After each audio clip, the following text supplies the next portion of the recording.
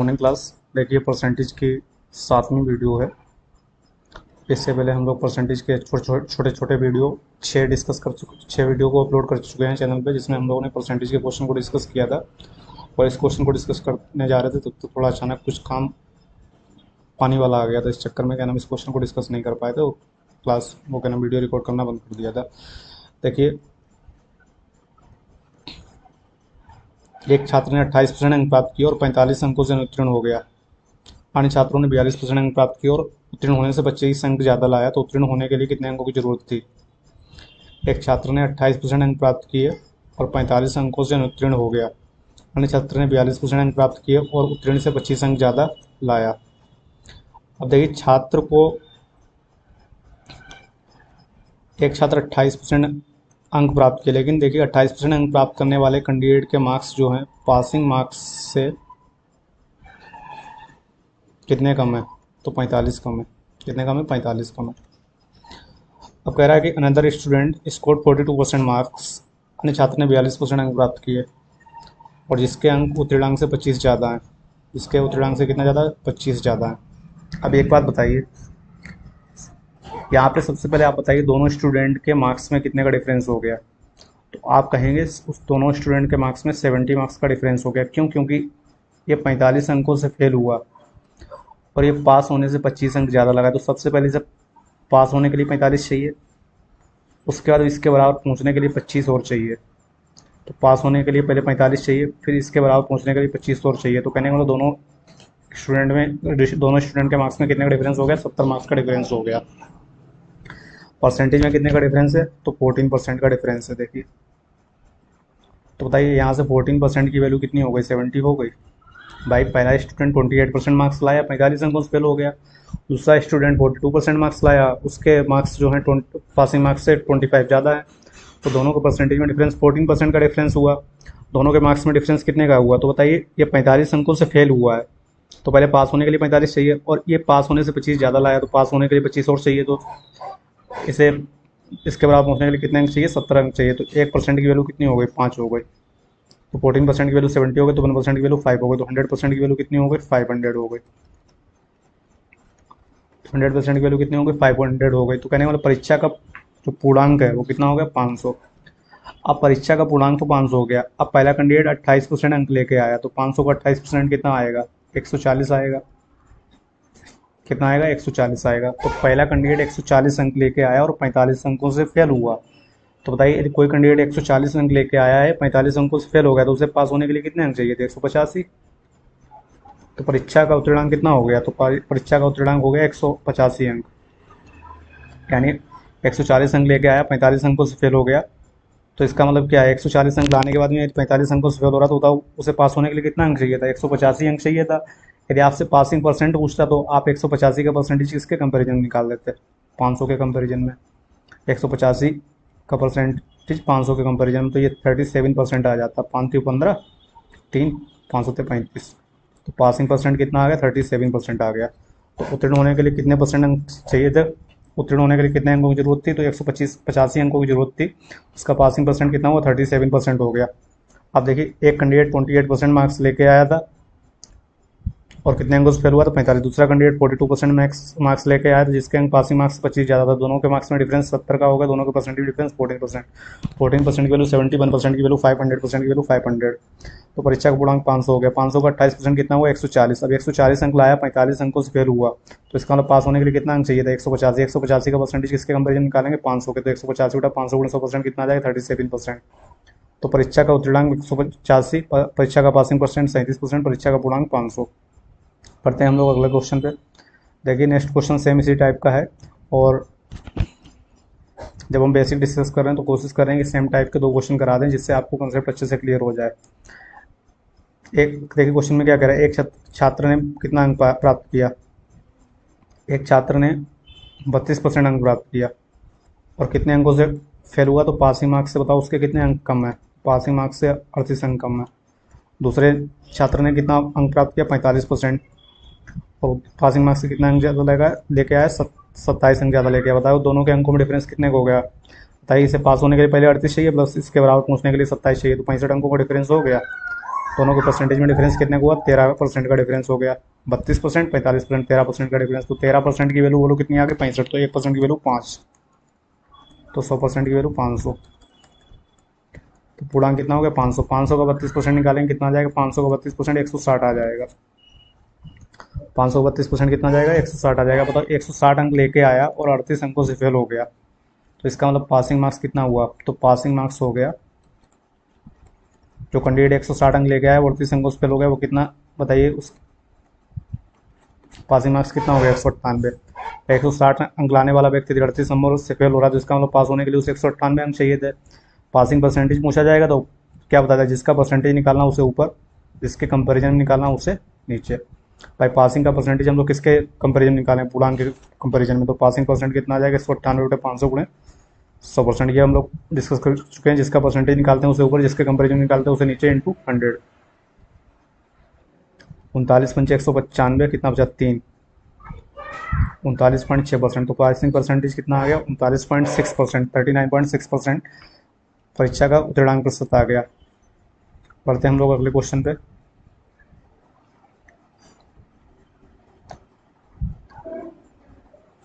देखिए क्या बोला है, rate of income tax is increase by 19%, net income decrease by 1%, find the rate of income tax.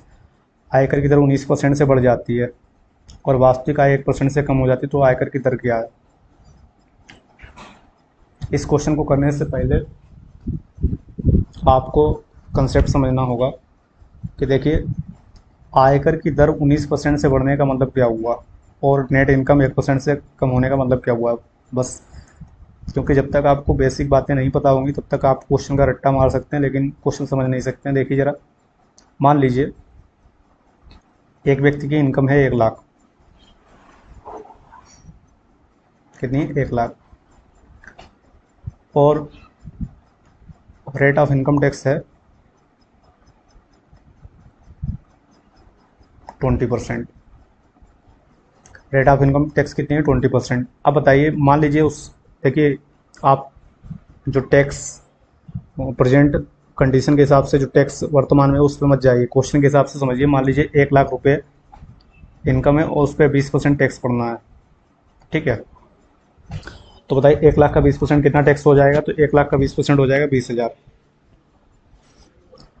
अब बताइए 1 लाख उसकी इनकम थी, 20,000 टैक्स दे दिया, तो नेट इनकम कितनी आई, नेट इनकम आई उसकी 80,000, ठीक है। तो नेट इनकम का मतलब क्या हुआ है कि उस व्यक्ति की जो इनकम है उसमें से हम लोग टैक्स माइनस करने के बाद में जो इनकम बचेगी वो नेट इनकम, यानी इनकम से टैक्स माइनस करने के बाद जो इनकम बचेगी वो क्या होगी, नेट इनकम। तो हमने मान लिया एक व्यक्ति की इनकम 1 लाख थी और रेट ऑफ इनकम टैक्स हमने कितनी ले ली, 20%। तो रेट ऑफ इनकम टैक्स 20% ले ली, तो बताओ टैक्स कितना हो जाएगा, 1 लाख का 20% 20,000 हो जाएगा। तो इनकम से टैक्स माइनस कर देंगे, नेट इनकम कितनी आ जाएगी, तो नेट इनकम आ जाएगी 80,000। अब देखिए जरा रेट ऑफ, अब हम इस रेट ऑफ इनकम टैक्स को 5% से बढ़ा दें। देखिए रेट ऑफ इनकम टैक्स को, रेट ऑफ इनकम टैक्स की वैल्यू कितनी है, 20। रेट ऑफ इनकम टैक्स को 5% से बढ़ा दें, रेट ऑफ इनकम टैक्स की वैल्यू कितनी है, रेट ऑफ इनकम टैक्स की वैल्यू है 5, 20। और एग्जाम्पल के तौर पे हम इस क्वेश्चन को भी नहीं कर रहे हैं, ठीक है, अलग से एग्जाम्पल बता रहे हैं। रेट ऑफ इनकम टैक्स की वैल्यू कितनी है, 20। इस वैल्यू को 5% से बढ़ा दें तो 20 का 5% कितना आएगा, 1% आएगा, कितना आएगा, 1%। तो नई टैक्स रेट जो आ जाएगी 21% आ जाएगी। देखिए यहाँ पे rate of income tax, rate of income tax कितनी थी, 20, हमने उसको 5% से बढ़ाया, या आप 20% में 5% ऐड मत कर देना, 20 का 5% निकाला है 1%। तो new tax rate percent, new tax जो rate of income tax new आ जाएगी उसका परसेंटेज कितना आ जाएगा, 21%। तो जब नई टैक्स रेट 21% आ जाएगी हमारे हिसाब से, अब बताओ जरा नया टैक्स कितना पड़ेगा। तो इनकम तो 1 लाख थी, इनकम कितनी थी, इनकम थी 1 लाख, अब नया टैक्स कितना पड़ेगा, तो 21% के हिसाब से 1 लाख का 21% 21,000 आ जाएगी। अब बताइए इनकम से जो न्यू टैक्स है, न्यू टैक्स 21,000 माइनस करेंगे तो नेट इनकम कितनी आ गई, 79,000 आ जाएगी। अब बताइए ज़रा यहाँ से हमें क्या समझ में आया कि हमने रेट ऑफ इनकम टैक्स को 5% से बढ़ाया, रेट परसेंट को नहीं, रेट ऑफ इनकम टैक्स को 5% से बढ़ाया। तो रेट ऑफ इनकम टैक्स की जो वैल्यू है उसको 5% से बढ़ा दिया, तो रेट ऑफ इनकम टैक्स की वैल्यू 5% से बढ़ा दी। तो सीधी सी बात यहाँ से क्या समझ में आया कि टैक्स पहले 20,000 पड़ रहा था, अब 21,000 हो गया, कितना बढ़ गया, 1,000 बढ़ गया। तो 1,000 बढ़ने का मतलब 1,000 का परसेंटेज जब आप 20,000 के कंपेरिजन निकालेंगे तो कितना आएगा, 5% आएगा। तो सीधी सी बात ये है कि रेट ऑफ इनकम टैक्स को यदि हम 5% से बढ़ा रहे हैं तो हमारा टैक्स 5% से बढ़ जाएगा। टैक्स कितने परसेंट से बढ़ जाएगा? 5% से। और टैक्स टैक्स 5% से बढ़ जाएगा तो टैक्स पहले 20,000 पड़ रहा, तो 20,000 का 5% कितना हुआ? 1,000। अब बताओ जितना टैक्स बढ़ा है उतना ही नेट इनकम हमारी कम हुई। पहले नेट इनकम 80,000 थी, अब नेट इनकम कितनी हो गई? 79,000। तो यहाँ से एक कंसेप्ट हमें ये समझ में आता है कि रेट ऑफ इनकम टैक्स जितना बढ़ा, रेट ऑफ इनकम टैक्स यदि हम 19% से बढ़ाएंगे तो टैक्स हमारा 19% बढ़ जाएगा। कितना बढ़ जाएगा? 19%। टैक्स जो पहले टैक्स हम दे रहे थे अब वो बढ़, अब उससे 19% अधिक टैक्स पड़ेगा। जितना हम पहले टैक्स दे रहे थे उससे 19% अधिक टैक्स पड़ेगा। तो रेट ऑफ इनकम टैक्स 19% से बढ़ने का मतलब क्या हुआ कि जो पहले हम टैक्स दे रहे थे उससे अब 19% ज़्यादा टैक्स पड़ेगा, यानी टैक्स अब हमारा कितना और अधिक बढ़ जाएगा? 19% बढ़ जाएगा अधिक। और जितना टैक्स बढ़ेगा उतनी ही नेट इनकम कम हो जाएगी। तो लेकिन नेट इनकम कितना कम हो रही है? 1%। देखिए यहाँ पे परसेंटेज निकालोगे नेट इनकम का तो नेट इनकम 80,000 थी और यहाँ पे 1,000, तो 1,000 बटा 80,000 करोगे तो कितना आ जाएगा? 1/80 आ जाएगी, 100। तो ये 5/4% आ जाएगी। लेकिन अब 80,000 का 5/4% निकालोगे और 20,000 का 5% निकालोगे, दोनों क्या होंगे? सेम होंगे। तो पहले वाले टैक्स का 5% और पहले वाली नेट इनकम का 5/4%, दोनों क्या होंगे? बराबर होंगे। तो सेम इसी तरीके से पहले वाले टैक्स का 19% और पहले वाली नेट इनकम का 1%, दोनों आपस में क्या होंगे? बराबर होंगे। तो यहाँ से पहले वाला टैक्स पहले वाली नेट इनकम का रेशियो कितना आ जाएगा? 1:19 आ जाएगा। तो इसका मतलब क्या है? हम पहले टैक्स कितना दे रहे थे? 1 रुपये। हमारी नेट इनकम कितनी थी? 19 रुपये। 1 रुपये का टैक्स देने के बाद में हमारी नेट इनकम 19 रुपये थी। तो इसका मतलब क्या है बताइए ज़रा? इनकम से हम लोग टैक्स माइनस करते थे तभी तो नेट इनकम आती थी। तो बताओ हमारी इनकम कितनी हुई? यदि 1 रुपये का टैक्स देने के बाद नेट इनकम 19 रुपये है तो हमारी इनकम कितनी हुई? 20। तो ये जो 1 रुपये टैक्स था वो किस पे था? 20 पे। तो रेट परसेंट क्या आ जाएगी? 1/20 गुणे 100%। तो आयकर की दर कितनी परसेंट हो गई? रेट ऑफ इनकम टैक्स कितनी हो गई? 5%। ये देखिए, ये हमने आपको एग्जाम्पल समझाया था, इसे दो हो सकता है किसी को ना समझ में आया, दोबारा फिर से समझने की कोशिश करना। वहाँ के क्वेश्चन का सोल्यूशन ये है, ध्यान रखिए कंसेप्ट क्या है कि जितने परसेंट से रेट ऑफ इनकम टैक्स बढ़ाएंगे उतना परसेंट टैक्स बढ़ जाएगा, और जितना टैक्स बढ़ेगा उतनी ही हमारी नेट इनकम कम हो जाएगी। लेकिन नेट इनकम कितना कम हो रही है? 1%। तो नेट इनकम का जो 1% है वो टैक्स के 19% के बराबर होगा। तो टैक्स और नेट इनकम का रेशियो 1:19 हो गया। यानी पहले हम 1 रुपये टैक्स दे रहे थे और पहले हमारी नेट इनकम कितनी थी? 19 रुपये, 19 के रेशियो में। ठीक है, यहाँ पे रेशियो में ले जाएंगे। पहले जो हम टैक्स दे रहे थे उसका रेशियो 1 था और नेट इनकम का रेशियो कितना था? 19 रेशियो था। आप बताओ 1 रुपये टैक्स देने के बाद नेट इनकम यदि 19 थी तो हमारी इनकम कितनी हुई? 20। तो 1 रुपये का टैक्स किस पे हुआ? 20 पे। तो 1/20 गुणे 100% कितना आ गया? 5%। ठीक है, सेम इसी टाइप का अगला क्वेश्चन हम लोग और डिस्कस करते हैं। देखिए जरा, आयकर की दर 28% से बढ़ जाती है और वास्तविक आय 2% से कम हो जाती है, तो आयकर की दर क्या है? क्या कंसेप्ट बताया कि टैक्स जितना रेट ऑफ इनकम टैक्स बढ़ाएंगे, जितना रेट ऑफ इनकम टैक्स बढ़ाएंगे उतना ही हमारा टैक्स बढ़ जाएगा। तो टैक्स कितना बढ़ जाएगा? 28%। टैक्स का 28% बराबर नेट इनकम 2% से कम हो जाती है, तो नेट इनकम का कितना परसेंट? नेट इनकम का 2%। दोनों आपस में क्या होंगे? बराबर होंगे। टैक्स का 28% बराबर नेट इनकम का 2%, दोनों आपस में क्या होंगे? बराबर होंगे। यानी आपको क्या बताया? रेट ऑफ इनकम टैक्स कितने परसेंट से बढ़ी है? 28% से। तो 28% से रेट ऑफ इनकम टैक्स बढ़ी है तो टैक्स भी 28% से बढ़ जाएगा, और जितना टैक्स बढ़ेगा उतनी नेट इनकम कम हो जाएगी। नेट इनकम, लेकिन नेट इनकम कितनी कम हो रही है? 2%। तो नेट इनकम का 2% बराबर टैक्स का 28%, ये आपस में क्या होंगे? बराबर होंगे। तो टैक्स और नेट इनकम का रेशियो कितना आ जाएगा?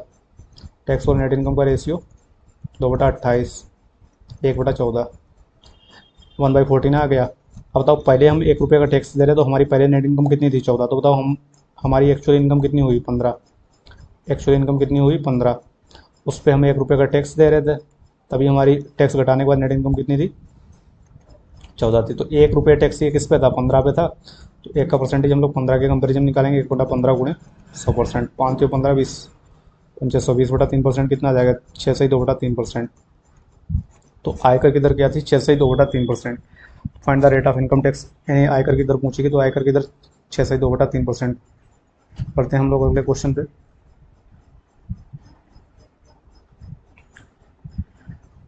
किसी भिन्न के अंश में 20% की वृद्धि हो जाए तो हर में 5% की कमी कर दी जाए तो 5/2 हो जाती है, तो मूल भिन्न क्या है?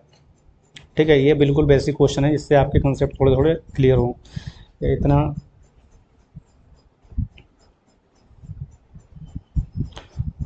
तो किसी भिन्न के अंश में 20% की वृद्धि हो जाए तो हर में 5% की कमी कर दी जाए तो 5/2 हो जाती है। देखिए आप फ्रैक्शन मान लीजिए x/y, x क्या न्यूमरेटर, y क्या डिनोमिनेटर। देखिए कोई भी वैल्यू, इनिशियल वैल्यू 100% होती है, किसी भी इनिशियल वैल्यू को हम लोग 100% ले लेते हैं। जैसे एक्स क्या है अपने आप में 100% है, वाई भी अपने आप में 100% है। यदि हम बढ़ाएंगे तो ये 100 से ऊपर चला जाएगा परसेंटेज में, और घटाएंगे तो 100 से नीचे चला जाएगा। अब न्यूमरेटर को 20% बढ़ा दिए तो बताओ न्यूमरेटर जो है पहले वाले न्यूमरेटर का 120% हो जाएगा। अंश को 20% बढ़ाएं तो अंश 100% था, तो अब ये कितना हो जाएगा, पहले वाली वैल्यू का 120% हो जाएगा। तो अंश पहले हम लोगों ने न्यूमरेटर एक्स लिया था, डिनोमिनेटर वाई, यानी फ्रैक्शन एक्स बटा वाई ली थी। अब बताएं जो न्यू फ्रैक्शन आएगी उसका न्यूमरेटर क्या होगा, एक्स का 120% होगा। हर में 5% कमी कर दी गई, तो हर 5% कम होने का मतलब क्या, डिनोमिनेटर 100% था, डिनोमिनेटर भी अपने आप में 100% होगा इनिशियल में। 5% कम कर दोगे तो डिनोमिनेटर 95% हो जाएगा। तो अब नया जो डिनोमिनेटर होगा पहले वाले डिनोमिनेटर का 95% होगा, बराबर में 5/2। ठीक है, ताकि फ्रैक्शन में जो ऊपर लिखा होता है वो अंश होता है, नीचे लिखा होता है वो हर होता है, एक्स अपॉन वाई। अब एक्स अपने आप में 100% था, उसे 20% से बढ़ाओगे तो एक्स का 120%, और हर में 5% की कमी कर दोगे तो हर वाई अपने आप में 100% था, 5% कम कर दोगे वाई का 95% नया डिनोमिनेटर आ जाएगा। देखिए परसेंटेज से परसेंटेज क्या हो जाएगा, कैंसिल। भाई परसेंटेज हटाते हैं 100 को डिवाइड को 120/100, 95/100, 100 से 100 क्या हो जाएगा, कैंसिल। तो सीधे सीधे परसेंटेज से परसेंटेज कैंसिल कर दिया करो, कहीं पे भी दिखाओ। 5 से डिवाइड करिए 24 बार या 19 बार, 24 पंचे 120, 19×5 95। ठीक है, तो एक्स अपान बाई क्या आ जाएगा, 19 का इधर मल्टीप्लाई हो जाएगा, 19 × 5 95, 24 × 2 48। एक्स अपान बाई क्या आ जाएगा, 95/48। तो कहने का मतलब क्या है, फ्रैक्शन क्या हो गई, फ्रैक्शन हो गई 95/48।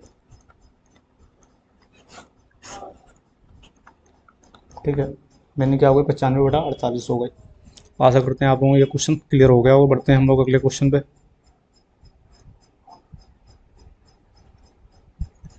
किसी भिन्न के अंश में 25% की वृद्धि कर दी जाए तो हर में 20% कमी कर दी जाए तो 5/6 हो जाती है।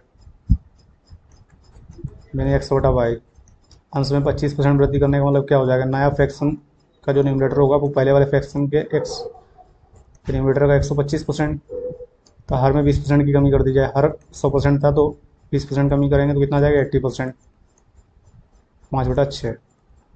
भाई कोई इनिशियल वैल्यू जैसे एक्स अपने आप में पहले में 100% था, 20% बढ़ा दोगे तो ये क्या आ जाए, 25% बढ़ा दोगे तो नया न्यूमरेटर जो आएगा एक्स का 125%, और हर में 20% की कमी करोगे तो हर अपने आप में 100% था, 20% घटाओगे कितना, 80% आ जाएगा। तो नया डिनोमिनेटर बाई का 80%, एक्स का 125% अपॉन बाई का 80%, और 5/6 आ जाएगा। परसेंटेज से परसेंटेज कैंसिल।